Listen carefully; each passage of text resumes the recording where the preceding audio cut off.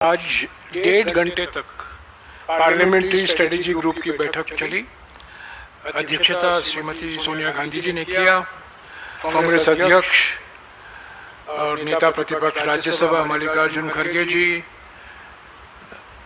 प्रतिपक्ष के नेता लोकसभा में राहुल गांधी जी और पार्लियामेंट्री स्ट्रेटेजी ग्रुप के सभी सदस्य मौजूद थे। पहली बात तो यह है कि जो विधेयक आने की संभावना है इस सत्र में, हालांकि औपचारिक तौर से हमें कुछ जानकारी मिली नहीं है। परसों दिन या 19 तारीख को सर्वदलीय बैठक बुलाई गई है, जहां औपचारिक तौर से हमें वो जानकारी मिलेगी।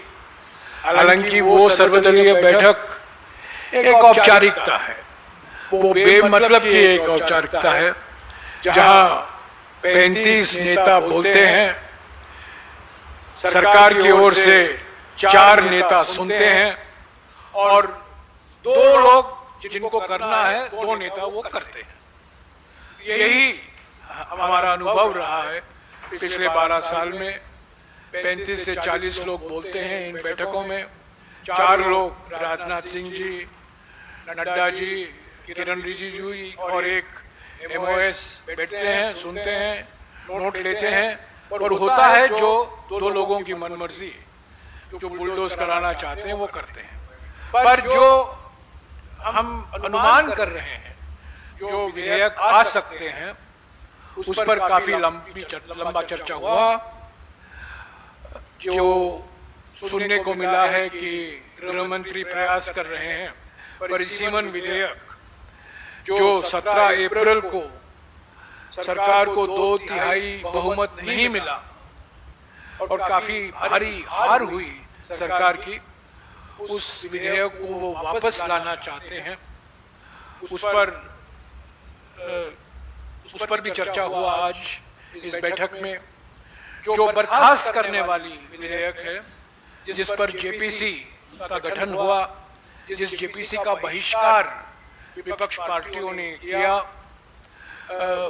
उस पर भी बहस हुआ। और कांग्रेस पार्टी हमेशा हमारी ये राय रही है, हम परिसीमन विधेयक का पूरा विरोध करेंगे, करते रहेंगे और सभी विपक्ष पार्टी की एकता और एकजुटता बरकरार रखने में हम पूरा प्रयास करेंगे, करते रहेंगे। ऐसे ही ये बर्खास्त करने वाली संविधान संशोधन विधेयक का भी हम भरपूर विरोध करेंगे। इसके अलावा वन नेशन वन इलेक्शन पर एक JPC का गठन हुआ है। उस JPC की रिपोर्ट, उनको समय सीमा दी गई है 10 अगस्त की, उस पर भी थोड़ा बहुत चर्चा हुआ। और जो विधेयक हैं, विकसित भारत शिक्षा अधिष्ठान विधेयक, इसका भी हम विरोध करेंगे, पूरा विरोध करेंगे। हो सकता है इसी सत्र में वो विधेयक आए। FCRA विधेयक आने की गुंजाइश है, इसका भी हम विरोध करेंगे। हमने पहले भी विरोध किया था और सरकार ने इस विधेयक को वापस ले लिया था, पर अभी सुनने को आ रहा है कि ये विधेयक वापस लाया जा सकता है। एक महत्वपूर्ण विधेयक जिस पर कुछ चर्चा हुई, राष्ट्रीय खाद्य सुरक्षा कानून 2013, जिसके आधार पर प्रधानमंत्री गरीब कल्याण अन्न योजना बनाया गया। उस खाद्य सुरक्षा कानून में, अधिनियम में कुछ संशोधन के प्रस्तावना है। उस संशोधन के पक्ष में हम बिल्कुल नहीं हैं, हम उसके विरोध में हैं। और जब वो विधेयक आएगा इस सत्र में, इसका हम भरपूर विरोध करेंगे। तो विधेयक को लेकर मुझे ऐसा कोई विधेयक नहीं दिखता जिसका हम समर्थन कर सकते हैं। ये जो संविधान संशोधन विधेयक हैं, दोनों बर्खास्त करने वाली, डिसमिसल वाली और परिसीमन वाली, डिलिमिटेशन वाली, इसका तो हम पूरा 100% इसके खिलाफ हैं। हमने पहले भी कहा है 16 और 17 अप्रैल को कि मौजूदा लोकसभा के संख्या में 1/3 महिलाओं को आरक्षण नारी शक्ति वंदन अधिनियम 2023 में प्रावधान किया गया है। 1/3 बहुमत, 1/3 आरक्षण महिलाओं के लिए। तो 543 सदस्यों वाली लोकसभा में अगर 1/3 आप निकालेंगे तो 181 हुए। तो वो महिला आरक्षण का प्रावधान कीजिए, हम आपका पूरा समर्थन देंगे। पर ये जो परिसीमन विधेयक पेश किया गया था, हालांकि इसको कहा गया ये महिला आरक्षण अधिनियम है होगा, पर महिला आरक्षण के नाम पर खतरनाक परिसीमन विधेयक लाया गया। पूरे एकता और एकजुटता से विपक्ष ने इसका विरोध किया। ये बात सही है कि 17 अप्रैल के बाद गृह मंत्री ने 1-2 विपक्ष पार्टियों को तोड़ा है। ये संविधान का अपमान है। ये चालाकी से 2/3 बहुमत पाने में ढूंढने में लगे हुए हैं। ये चालाकी से और पार्टियों को तोड़ के 2/3 बहुमत पाना, ये संविधान का अपमान है। ये एक कलंकित 2/3 बहुमत होगा। हालांकि इनको 2/3 बहुमत लोकसभा में मिलने की कोई गुंजाइश नहीं है। हम विपक्ष पार्टियों के साथ संपर्क में हैं। राहुल जी संपर्क में हैं, हमारे कांग्रेस अध्यक्ष मल्लिकार्जुन जी खड़गे जी भी संपर्क में हैं। सभी पार्टियों से जिन्होंने 16 और 17 अप्रैल को परिसीमन विधेयक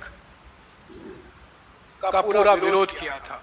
आजकल मीडिया में बहुत खेती हो रही है, समाचार की खेती हो रही है, पर उस पर मैं गुजारिश करूंगा आप लोग विश्वास न करें। असली बात यह है कि लोकसभा में इनको 2/3 बहुमत मिलने के लिए और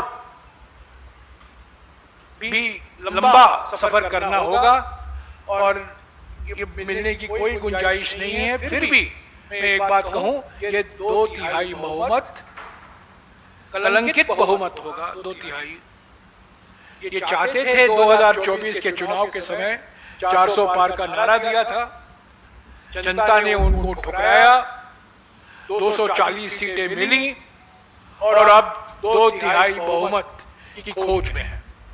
ये जनादेश का अपमान है, संविधान का अपमान है। इसके अलावा कुछ मुद्दे भी थे हमारे ओर से जो हम मुद्दे उठाएंगे। चंदा चोरी, आस्था धोखा, भगवान श्री राम मंदिर को लेकर जो खुलासे हुए हैं, रोज नई नई बातें निकल कर आ रही हैं। बीजेपी आरएसएस द्वारा जो किया गया, जो चंदा चोरी आस्था धोखा का कांड रचा गया है अयोध्या में, वो मुद्दा जरूर हम उठाएंगे और भी विपक्ष की पार्टियां उठाएंगी। नीट का मुद्दा है, परीक्षा प्रणाली को लेकर, शिक्षा प्रणाली को लेकर कल राहुल जी देहरादून में छात्रों की गूंज की दूसरी जो पब्लिक मीटिंग है, इंटरेक्शन है, छात्रों के साथ संपर्क में रहेंगे, बातचीत होगी। कल देहरादून में पेपर लीक, पहले आपको याद होगा 17 जून को कोटा में हुआ था, और उसी श्रृंखला में कल छात्रों की गूंज की रैली आयोजित की गई है देहरादून में। तो ये दूसरा मुद्दा है।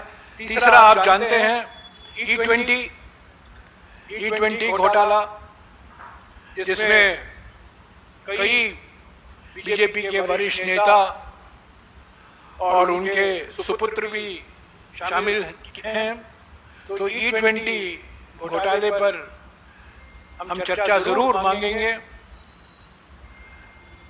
और भी ऐसे मुद्दे हैं विपक्ष की ओर से, विदेश नीति को लेकर जो नई चुनौतियां खड़ी हुई हैं, चीन से हमारे संबंध, अमेरिका से हमारे संबंध, पश्चिमी एशिया से पिछले 1-2 महीने में जो देखने को मिला है, पश्चिमी एशिया में जो स्थिति है बिगड़ रही है, और पाकिस्तान का जो एक नई भूमिका उभर कर आई है अमेरिका की मदद से, वो हमारे विदेश नीति के लिए जरूर एक बड़ा धक्का है और उस पर चर्चा होने की जरूरत है पार्लियामेंट के अंदर।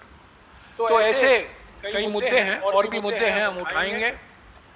19 दिन का सत्र है और इस 19 दिन में से 16 दिन बिजनेस होगा, क्योंकि प्राइवेट मेंबर बिल 3 दिन में चले जाएंगे। तो 16 दिन में विधेयक पारित होना है। जो विपक्ष मुद्दे उठाते हैं उस पर चर्चा होनी है।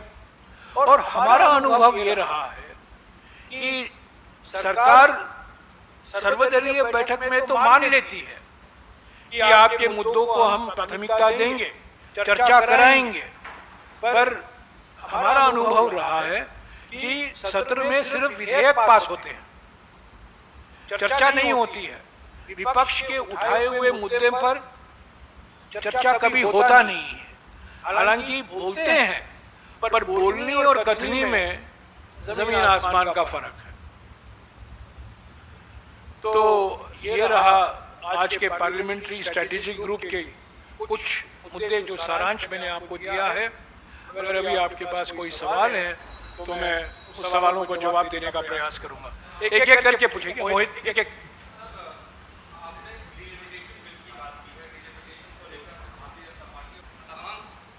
आपने डिलिमिटेशन बिल की बात की है कि आज की बैठक में, कांग्रेस की बैठक में चर्चा हुई है, लेकिन दूसरी ओर केंद्र सरकार ने पूरी ताकत लगा दी है कि 360 के आंकड़े को जुटा लिया जाए। इसी बीच एक खबर ये भी सामने आई है कि सुप्रिया सुले भी शर्तों, सुप्रिया सुले ने खंडन किया है। जो खबर चलाए गए थे, सुप्रिया सुले जी ने उसका खंडन किया है, विस्तार से खंडन किया है। कल रात को ही इन्होंने स्पष्ट तरीके से खंडन किया है।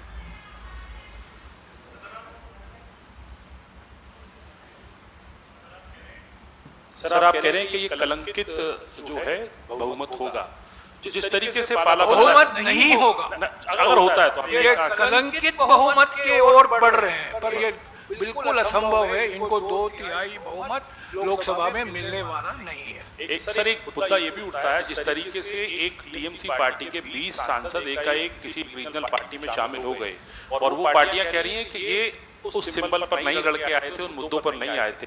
तो ऐसे में क्या बहस इस बात पर भी आप लोग करेंगे कि राइट टू रिकॉल, जिसकी बात यूपीए के वक्त में भी बहुत सारे पार्टियों ने और कई आंदोलनों में उठी थी, क्या राइट टू रिकॉल इस स्थिति में, जब आप कह रहे हैं कि 2/3 बहुमत को स्नैच करने की कोशिश की जा रही है, सारी चीजें हो रही है, तो क्या ऐसी भी कोई संभावना तलाशेंगे आप? इस पर जरूर हमने पहले भी चिंता जताई थी कि 3 साल पहले इस पार्टी का गठन हुआ हावड़ा में, nationalist citizens party of India. कोई जानता नहीं था, ये अनरिकॉग्नाइज्ड पार्टी है, और उसमें अचानक वो पार्टी एनडीए का दूसरा सबसे बड़ा घटक दल बन गया है। टीडीपी दूसरे स्थान से तीसरे स्थान पर गिर गई है, और जेडीयू तीसरे से चौथे नंबर पर आ गई है, और दूसरा सबसे बड़ा घटक दल एनडीए में ये national citizens party of India, जो 3 साल पहले का गठन हुआ था उस पार्टी का, और वो आज भी अनरिकॉग्नाइज्ड पार्टी है। अचानक उनको 20 सांसद मिल गए, क्योंकि वो एक पार्किंग स्पेस था ना। होम मिनिस्टर ने उनको, इन सांसदों को वहां पार्क किया है। सीटिंग अरेंजमेंट की बात हो रही है अभी लोकसभा में। तो इस पर कई सवाल उठाए जा रहे हैं।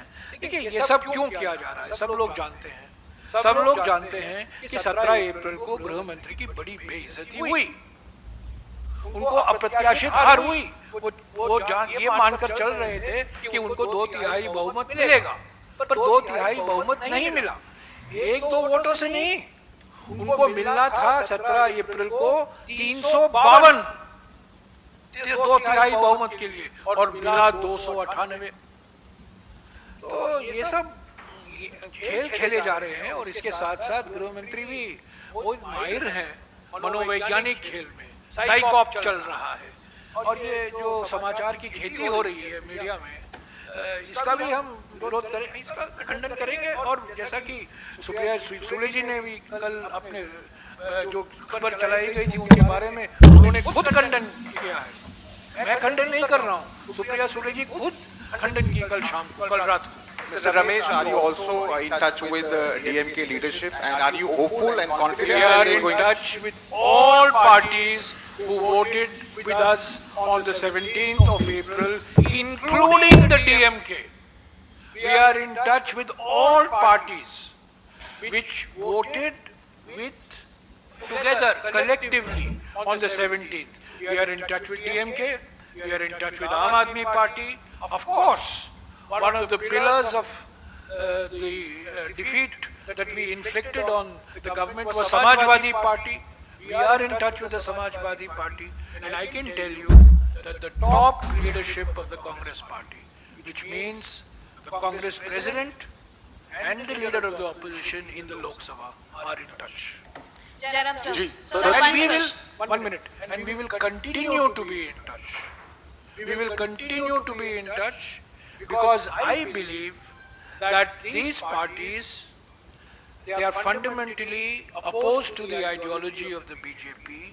They know that the delimitation bill, the way delimitation has been done in Assam, the way delimitation has been done in Jammu and Kashmir, is a very dangerous way of doing delimitation, and the provisions that were there in the delimitation bill, you know, were opposed by all parties, all the parties who voted against the bill.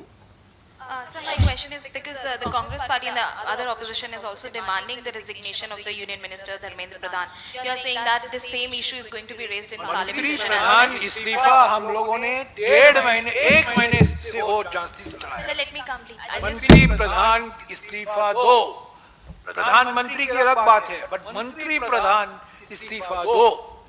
और ये पहले से अगर ये मेरी याददाश्त सही है, 45 दिन से हम ये चला रहे हैं, जब से ये नीट एग्जाम, पहला नीट एग्जाम कैंसिल किया गया, उसके बाद रीनीट आया, तब से हम मांग रहे हैं कि इसके, और ये सिर्फ नीट से संबंधित नहीं है, it is not just NEET, it is CBSE, it is CUET, it is the way central universities are being managed. It's a complete collapse of the education and examination system. So my question is, because it was not completed, Mr. Sonam Wangchuk is on a hunger strike there at Jantar Mantar. There is a massive support which he is getting on social media, but there is no such response which is being given by the Congress party as of now. Are you actually going to support his demand, because he is also Congress saying the party same thing? has been demanding the resignation of Mr. Dharmendra Pradhan for over a month and a half, But will for you- almost 2 months. We are the party that we have been demanding his resignation. We've been demanding accountability from the government for the successive failures of examinations, for the way the CBSE examination has been compromised, for the way the education system has been managed. So we have been demanding the resignation of Mr. Dharmendra Pradhan for as long as I can remember. Jairam sir, Dharmendra Pradhan का इस्तीफा आप लोग मांग रहे हो, but ठीक है, लेकिन सोनम वांगचुक जो भूख हड़ताल पर बैठे हैं, सरकार उनकी उपेक्षा कर रही है। क्या वजह है कि देश की प्रमुख विपक्षी पार्टी कांग्रेस भी उनके भूख हड़ताल की उपेक्षा कर रही है, जबकि आपके तमाम देश की प्रमुख प्रमुख विपक्ष पार्टी 2 महीने से शिक्षा मंत्री की इस्तीफा की मांग कर रही है। 2 महीने से पार्लियामेंट के अंदर हमने मांग की, पहले पार्लियामेंट के बाहर हमने मांग की, और ये मांग लगातार हम करके आ रहे हैं। सभी लोग, कई लोग मांग रहे हैं, ये बात सही है, पर देश की प्रमुख विपक्ष पार्टी हमेशा लगातार ये मांग कर रही है। राहुल जी ने 17 जून को भी मांग की, और कल देहरादून में फिर से उस मांग को दोहराएंगे और दोहराते रहेंगे। जयराम जी, जो वन नेशन वन इलेक्शन है, इसको लेकर आपका ऑफिशियल स्टैंड मैं आपको बताऊंगा, ये वन नेशन वन इलेक्शन को लेकर 10 तारीख तक समय दिया गया है जेपीसी को, ठीक है। जेपीसी को समय मिला है 10 अगस्त तक रिपोर्ट पेश करने की। क्या रिपोर्ट आएगी मैं नहीं कह सकता हूँ, वो अलग अलग राज्यों के साथ बातचीत हो रही है, विशेषज्ञों को बुलाया जा रहा है, पर एक बात मैं बिल्कुल साफ कहता हूं, वन नेशन वन इलेक्शन के सिद्धांत के ही खिलाफ है कांग्रेस पार्टी। हम रिपोर्ट में जो कुछ आएगा आएगा, पर हम वन नेशन वन इलेक्शन के खिलाफ हैं। हमारे अध्यक्ष ने 4 पेज का एक खत भी लिखा था सरकार को, क्यों हम इसके विधेयक के खिलाफ हैं, इस सोच के विचार के खिलाफ हैं। तो वन नेशन वन इलेक्शन हमारे संविधान के खिलाफ है, वो गैर संवैधानिक होगा, गैर लोकतांत्रिक होगा, इसीलिए हम इसके खिलाफ हैं और हम खिलाफ होते बरकरार होगा। हमारा विरोध है वो बरकरार रहेगा। सर, सरकार की ओर से जो बताया जा रहा है खबरों में अपने बीट रिपोर्टर्स को कि 354 के आंकड़े पर वो पहुंच गए हैं, डीएमके के सांसदों से को भी वो अपने में जोड़ रहे हैं। किसमें 2/3 बहुमत को लेकर के कहा जा रहा है 354 के आंकड़े तक वो पहुंच गए। तो आपके पास आंकड़ा है विपक्ष का कि इंडिया ब्लॉक के पास इतने सांसद हैं? नहीं, हम भी उन्हीं पार्टी से हमारा भी संपर्क है, जो पार्टियों के साथ गृह मंत्री चाहते हैं कि वो पार्टी उनको समर्थन करें। उन्होंने 16 और 17 तारीख को परिसीमन विधेयक के खिलाफ वोट दिया था और बड़े उत्साहजनक तरीके से उन्होंने वोट किया। इस बीच पिछले 2 महीने में मुझे ऐसा नहीं दिखता कुछ हुआ है कि अचानक डीएमके की विचारधारा और बीजेपी की विचारधारा के बीच में कुछ मिलन होने की संभावना, मुझे कुछ नहीं दिख रहा है। मूल तरीके से डीएमके की विचारधारा और बीजेपी की विचारधारा बिल्कुल मिल नहीं सकती। तो ये कुछ भी प्रयास करें, पर इन्होंने टीएमसी को तो जरूर तोड़ा है, शिवसेना यूबीटी को जरूर तोड़ा है, 320 तक पहुंच गए हैं, पर और लंबा सफर है 2/3 बहुमत के लिए। No, it is a lie. That is a lie. LIE. That is a lie. वो बिल्कुल गलत है, वो बिल्कुल गलत है।